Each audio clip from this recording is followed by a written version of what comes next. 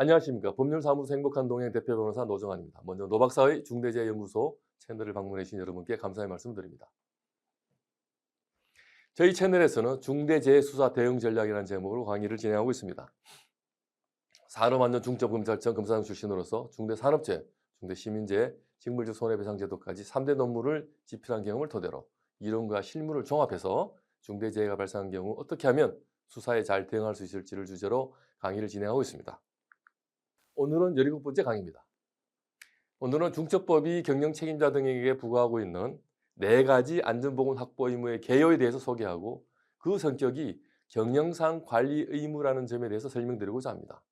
이번 강의부터는 구체적으로 어떤 의무를 준수해야 되는지에 대하여 여러분들이 현실에서 맞닥뜨리는 부분을 중심으로 강의를 진행하겠습니다. 자, 그럼 시작해 보겠습니다. 중첩법 제4조 1항에서는 경영 책임자 등에게 실질적으로 지배, 운영, 관리하는 사업 또는 사업장에서 종사자의 안전보건상 위험 유해 요인을 방지하기 위하여 4가지 의무를 부과하고 있습니다. 차례로 살펴보겠습니다. 가능하시다면 중첩법 제4조를 펼치시고 함께 읽어보실 것을 부탁드립니다. 법조문을 꼼꼼하게 읽어보시는 게 실무를 처리하는 데 큰 도움이 되실 것입니다. 제1호입니다.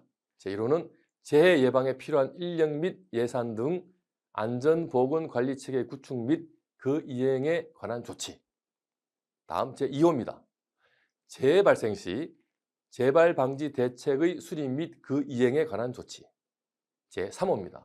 중앙행정기관, 지방자치단체가 관계 법령에 따라 개선, 시정을 명한 사항의 이행에 관한 조치. 마지막으로 제4호입니다. 안전보건관계 법령에 따른 의무 이행에 필요한 관리상의 조치. 여러분 너무 추상적이고 포괄적이시죠? 그리고 4개밖에 안 돼서 별것 아니다 싶은 분도 계실 겁니다. 하지만 여러분 그 다음 조문에서 제1호, 제4호는 대통령령으로 정한다고 규정하고 있고 시행령에서는 이것보다는 조금 더 구체적인 의무를 규정하고 있습니다. 그에 대한 상세한 내용은 차차 강의를 진행하도록 하겠습니다. 이제 오늘 강의의 핵심에 대해서 말씀드리겠습니다. 중첩법이 사업주 또는 경영 책임자 등 쉽게 말해서 만약 기업으로 따지면 대표님들에게 부과하고 있는 안전보건 확보 의무 4가지 성격은 실무상 조치 의무가 아니라 경영상 관리 의무라는 점입니다. 산안법은 현장 소장 등 또는 공장장 이런 분들이죠. 에게 실무자들에게 개별적이고 구체적인 안전보건 조치 의무를 세세하게 부과하고 있습니다. 그리고 이를 위반하여 재해가 발생하면 처벌하는 이런 시스템을 갖추고 있습니다. 쉽게 말씀드리자면 산안법 위반죄는 실무상 조치 의무 위반 시 성립하는 범죄인 것입니다. 그런데 중첩법은 대표님들에게 안전보건 전반에 대하여 안전보건 확보 의무라는 경영상 관리 의무를 부과하고 이를 위반하여 중대재해가 발생하면 처벌하는 그런 체계를 갖추고 있습니다. 쉽게 말하자면 중첩법 위반죄, 중대재해치사상죄는 경영상 관리 의무를 부과한 후에 이것을 위반하면 성립하는 범죄인 것입니다. 여기서 경영상 관리 의무라고 하는 이유는 4가지 의무가 실무자들에게 산안법이 부과하고 있는 개별적이고 구체적인 조치 의무가 잘 이행되도록 경영 시스템을 갖추고 관리 감독하라는 이런 내용으로 이루어져 있기 때문입니다. 따라서 4가지 안전보건 확보 의무를 잘 이행하여 안전보건 경영 시스템을 구축했다면 서로 실무자가 예상치 못하게 산업법상의 안전보건 조치 의무를 불이행해서 중대산업재해가 발생했다 하더라도 그것은 실무자가 산업법 위반죄로 처벌받는 문제이지 대표님들, 경영 책임자 등은 중첩법으로 처벌받지 않게 됩니다.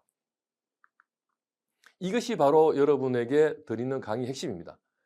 회사의 대표 또는 CSO가 여러 산업 현장에서 동시다발적으로 진행되는 모든 공사를 일일이 점검하고 산업 현장을 감독하는 것은 불가능합니다.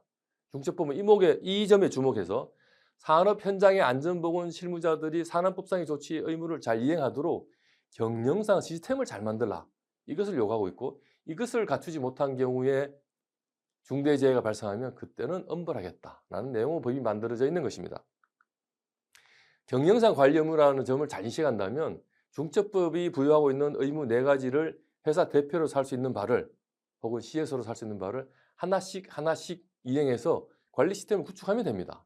중첩법 역시 제4조 1항 본문에서 사업 또는 사업장의 특성 및 규모 등을 고려하여 4가지 의무를 이행하도록 규정하고 있습니다. 따라서 여러분들 회사, 기업의 여건에 맞춰서 여건에 맞는 바에 따라서 이 4가지 의무를 충실히 이행하시면 되겠습니다. 결코 어렵지 않습니다. 회사 내 실무 책임자분들과 상의하시고 외부 전문가들의 조언을 들으면서 관심과 애정으로 차근차근 준비해 나간다면 결코 형사처벌을 받을 일이 생기지 않을 것입니다. 자, 이제 사례를 들어 설명해 보겠습니다. 수사 실무상 가장 많이 문제되는 중첩법 제1호 안전보건관리체계 구축 및 이행 의무 중에 시행령 제3호에서 규정하는 유해 위험 요인 확인 개선 절차 마련 등 의무와 관련해서 한번 예를 들어 보겠습니다. 시행령 제3조는 위 의무를 산안법상의 위험성 평가를 실시 보고함으로써 대체할 수 있다고 규정하고 있습니다. 대부분 기업에서도 위험성 평가로 대신하고 있습니다. 이번 예에서는 회사의 대표는 본사 차원에서 위험성 평가 지침을 마련하고 현장별로 연간 계획을 수립해서 실시한 후에 본사에 보고하도록 하고 이것을 평가하는 시스템을 갖췄다고 해봅시다. 그런데 여러분, 이 기업의 여러 개 현장 중에 하나의 현장에 부임한 신임 현장소장이 업무 미숙으로 하필이면 첫 위험성 평가를 누락을 했습니다. 그 기간 중에 사망재해가 발생했다고 가정해 보겠습니다. 이 경우에 대표에게는 중첩법이 부과하고 있는 유해 위험 요인 확인 등 의무를 이행하지 않았다, 이렇게 평가할 수 있을까요?